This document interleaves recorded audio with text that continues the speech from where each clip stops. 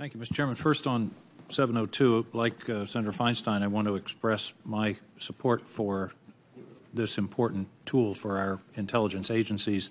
I do have a concern which we can discuss perhaps in closed session about the process by which American names which are incidentally collected are then queried. I'm concerned by the distinction between query and search and where we run into the Fourth Amendment.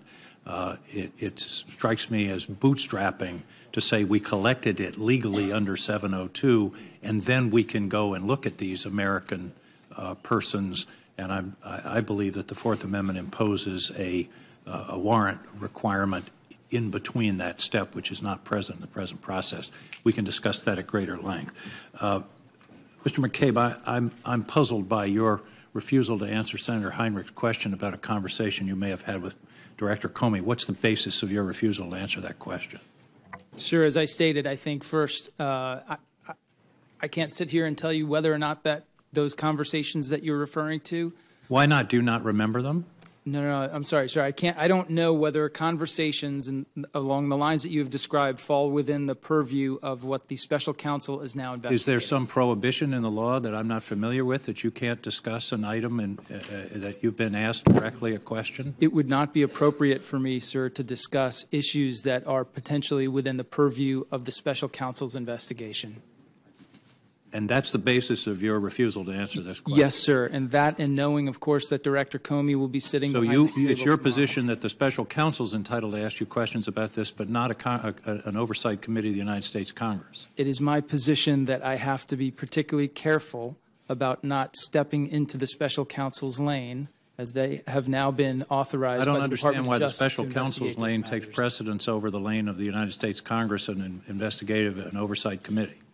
Can you explain that distinction? Why does the special counsel get deference and not this committee? Sir, I'd be happy to. Is there some legal basis for that distinction? I would be happy to take that matter back to discuss it more fully with my general counsel and with the department, but right now that's the... On the record, I would like a legal justification for your refusal to answer the question today, because I think it's a straightforward question. Mm-hmm. It's not involving discussions with the President. It's involving discussions with Mr. Comey. The gentleman, Mr. Director Coates and Admiral Rogers, I think you testified, Admiral Rogers, that you did discuss today's testimony with someone in the White House?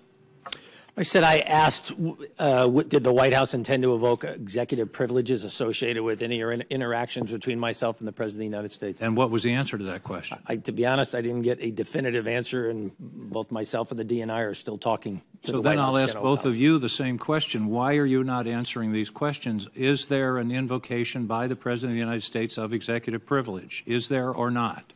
Not that I'm aware of. Then why are you not answering our questions? Because I feel it is inappropriate, Senator. What you feel isn't relevant, Admiral. What you feel isn't the answer. The answer is, why are you not answering the questions? Is it an invocation of executive privilege? If there is, then let's know about it. If there isn't, answer the questions. I stand by the comments I've made. I'm not interested in repeating myself, sir. And I don't mean that in a contentious way. Well, I do mean it in a contentious way. I don't understand why you're not answering our questions. You can't. When you were confirmed before the Armed Services Committee, you took an oath. Do you solemnly swear to give the committee the truth, the full truth, and nothing but the truth? So help you God. You answered yes to that. And I've also answered that those conversations were classified, and it is not appropriate in an open forum to discuss those classified conversations. What is classified about a conversation involving whether or not you should intervene in the FBI investigation? Sir, I stand by my previous comments. Mr. Coates, same series of questions. What's the basis for your refusal to answer these questions today? The basis is what I've previously explained. I do not believe it is appropriate for me to What's the basis? I'm not satisfied with I do not believe it is appropriate or I do not feel I should answer. I want to understand a legal basis. You swore that oath to tell us the truth, the whole truth and nothing but the truth, and today you are refusing to do so. What is the legal basis for your refusal to testify to this committee? I'm not sure I have a legal basis, but I'm more than willing to sit before this committee and during its investigative process in a closed session and answer your question. Well, we're going to be having a closed session in a few hours. Do you commit to me that you're going to answer these questions in a direct and unencumbered way? Well, That closed session you're going to have in a few hours involves the staff going over the technicalities of a number of these issues and doesn't involve us. But is it your testimony that when you are before this committee in a closed session, you will answer these questions directly and unequivocally and without hesitation? I plan to do that, but I do have to work through the legal counsel at the White House relative to whether or not they're going to exercise executive. Admiral Rogers, will you answer these questions in a closed session? I likewise respond as the DNI has. I certainly hope that that is what happens. I believe that's the appropriate thing. But I do have to acknowledge, because of the sensitive nature and the executive privilege aspects of this, I need to be talking to the general counsel in the White House. I hope we come to a position where we can have this dialogue. I welcome that dialogue, sir. I hope so, too. And I would just add, in conclusion, that both of you testified you had never been pressured under 3 years. I would argue that you have waived executive privilege by, in effect, testifying as to something that didn't happen.